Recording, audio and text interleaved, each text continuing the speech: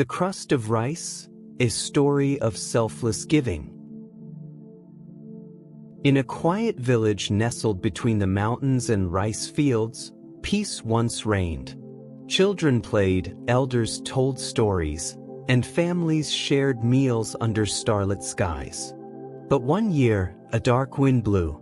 A deadly plague swept through the land, sparing no household. Coughs echoed in the silence.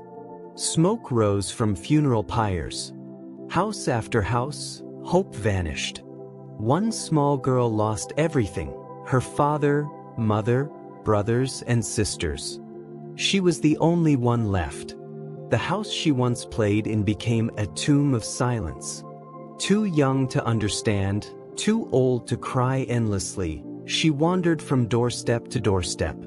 Villagers with kind hearts would sometimes leave out crusts of rice. The hard, browned edges stuck to the bottom of the pot. It was food most threw away. But for her it was treasure. She learned to bow gratefully for even that. Each crust she received was a blessing in her eyes. Far away, in the shade of a Bodhi tree, the great monk Mahakassapa sat in deep meditation. He was a disciple of the Buddha, known for his simplicity, wisdom, and spiritual vision. That morning, a vision came to him of the poor girl. In a distant past life, this girl had been his mother. She had nursed him, clothed him, and fed him when he was helpless. The wheel of life had turned, and now it was his chance to repay her. Not with food, but with merit.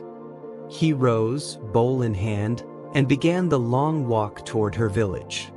In the heavens above, Saka, the king of the Devas, looked down and saw what was unfolding. Eager to join in the merit-making, he transformed himself into a wealthy man carrying trays of divine food.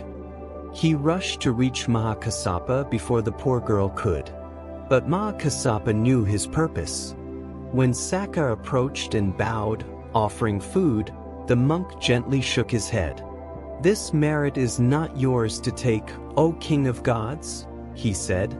"This belongs to a poor girl with nothing but a crust and a heart full of gold."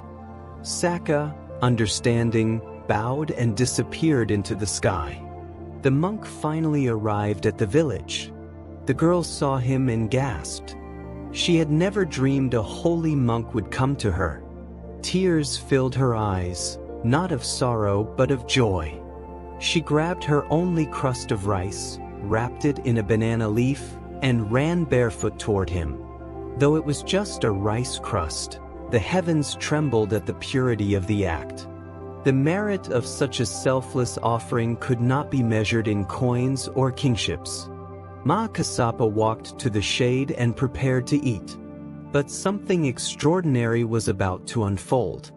One by one, the villagers came forward, ashamed of ignoring her, moved by her generosity. They brought mats, fruits, robes, milk, honey, flowers, offering it all to the monk. That day, the girl, once pitted, became the seed that awakened an entire village. That night, the girl slept under the stars with a peaceful heart. She never woke again. Her spirit rose without pain, without fear. A gentle wind lifted her, and lotus petals floated around her. Her suffering had ended. She awoke in a realm of beauty, gardens of light, rivers of fragrance, palaces made of gemstones. 1,000 apsaras greeted her with smiles. No hunger, no tears, no loneliness. Only peace. In the heavens, even Saka bowed to her. "You gave more than kings," he said. "You gave your all." She nodded, humble still. Her crust of rice now fed thousands in spirit. In this world, you may have little, but if your heart is pure, your giving is vast. The Buddha once said, "A single spoon of water, offered in sincerity, outweighs rivers given with pride." Let us remember the little girl. not because she was poor, but because she was rich in what matters most.